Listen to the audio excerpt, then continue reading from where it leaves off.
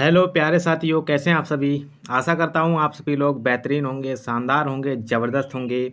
साथ ही साथ अपने एग्ज़ाम की तैयारी कर रहे होंगे। दोस्तों, आज हम आपके लिए लेकर आए हैं न्यायपालिका।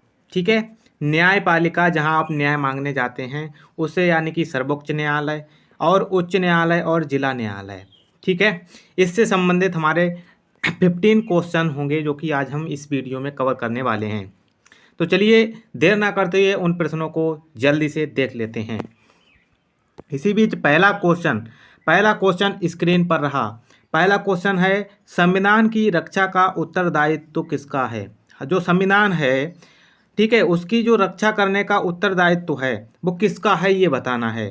तो इसका जो राइट आंसर होगा मेरे दोस्तों, इसका जो राइट आंसर होगा वो हो जाएगा सर्वोच्च न्यायालय। ठीक है, सर्वोच्च न्यायालय को संविधान की रक्षा करने का उत्तरदायित्व प्रदान है। ठीक है, क्वेश्चन नंबर 2 क्या कह रहा है। क्वेश्चन नंबर 2 है, भारत का सर्वोच्च न्यायालय कहाँ स्थित है। जो भारत का सर्वोच्च न्यायालय, सबसे ऊंचा जो न्यायालय है, वो कहाँ स्थित है, ये बताना है। तो इसका जो राइट आंसर होगा मेरे दोस्तों, इसका जो राइट आंसर होगा वो हो जाएगा नई दिल्ली। ठीक है, नई दिल्ली में इसका सर्वोच्च न्यायालय स्थित है। ठीक है, क्वेश्चन नंबर 3 क्वेश्चन नंबर 3 क्या कहता है।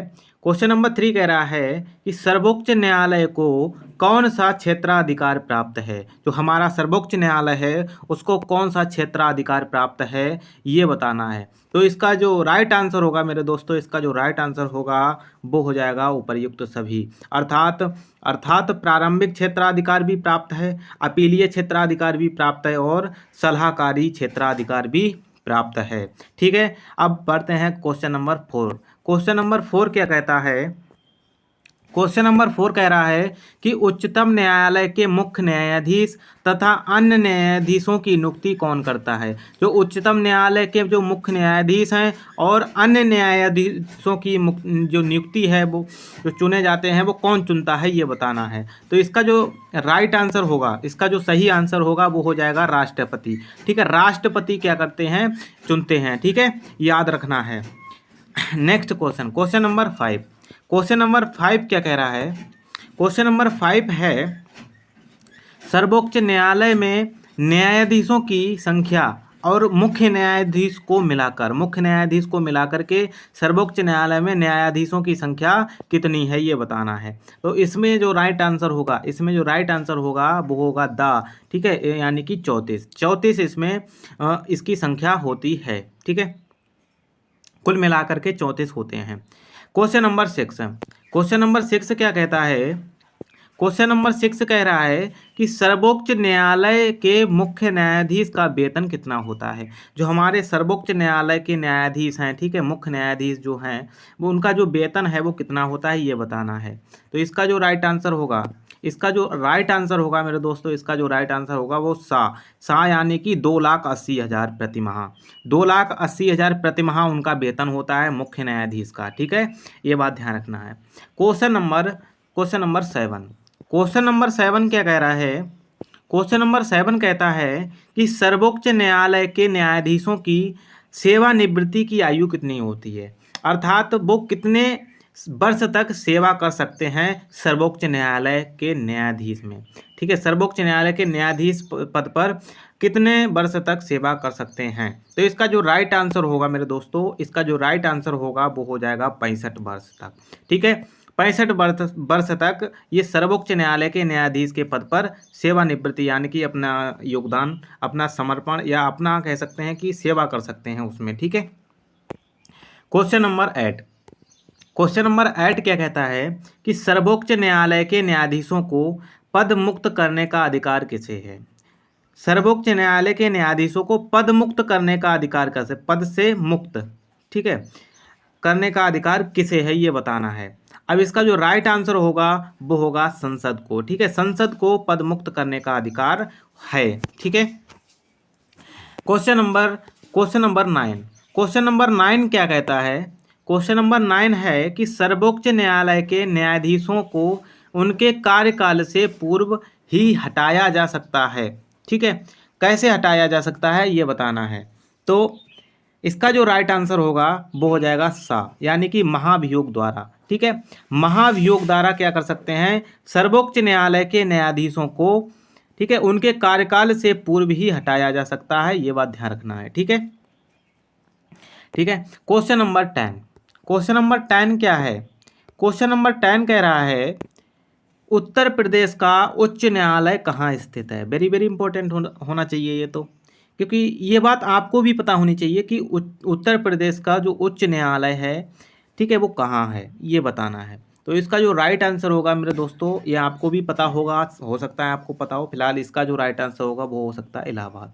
ठीक है, इलाहाबाद है इसका राइट आंसर। क्या है, इलाहाबाद में उच्च न्यायालय स्थित है, ध्यान रखना है। ठीक है, क्वेश्चन नंबर 11, क्वेश्चन नंबर 11 क्या कहता है, क्वेश्चन नंबर 11 है उच्च न्यायालय के मुख्य न्यायाधीश, ठीक है, उच्च न्यायालय के मुख्य न्यायाधीश की नियुक्ति कौन करता है, मुख्य न्यायाधीश की नियुक्ति कौन करता है, ये बताना है। तो इसका जो राइट आंसर होगा मेरे दोस्तों, इसका जो राइट आंसर होगा वो होगा राष्ट्रपति। ठीक है, राष्ट्रपति जो है वो मुख्य न्यायाधीश की नियुक्ति करता है। ठीक है, क्वेश्चन नंबर 12, क्वेश्चन नंबर 12 क्या कह रहा है कि उच्च न्यायालय के मुख्य न्यायाधीश को कितना वेतन मिलता है। जो हमारा उच्च न्यायालय का जो मुख्य न्यायाधीश है उसको कितना वेतन मिलता है, ये बताना है। तो उच्च न्यायालय के मुख्य न्यायाधीश को हमारा 2,50,000 मिलता है। कितना मिलता है, 2,50,000। ठीक है, 2,50,000 मिलता है प्रति माह, याद रखना है। क्वेश्चन नंबर 13, क्वेश्चन नंबर 13 क्या कहता है, क्वेश्चन नंबर 13 है कि सेशन, ठीक है, सेशन न्यायालय किस श्रेणी में आता है। जो सेशन न्यायालय है वो किस श्रेणी में आता है, ये बताना है। तो इसका जो राइट आंसर होगा वो होगा फौजदारी न्यायालय में। ठीक है, जहाँ फौजदारी का जो न्यायालय हो, फौजी लोगों का जो न्यायालय है वो फौजदारी न्यायालय, और उसमें जो सेशन न्यायालय आता है उसकी श्रेणी में। ठीक है, उसकी श्रेणी में कौन किस श्रेणी में आता है, तो फौजदारी न्यायालय में। ठीक है, फौजदारी न्यायालय में सेशन न्यायालय आता है, याद रखना है ये बात। ठीक है, क्वेश्चन नंबर 14, क्वेश्चन नंबर 14 क्या कहता है कि भारत के सर्वोच्च न्यायालय का गठन कब किया गया था, ये बताना है। जो भारत का जो सर्वोच्च न्यायालय है उसका गठन कब किया गया था, ये बताना है। तो भारत का जो सर्वोच्च न्यायालय है ना, उसका जो गठन है वो कब किया गया था।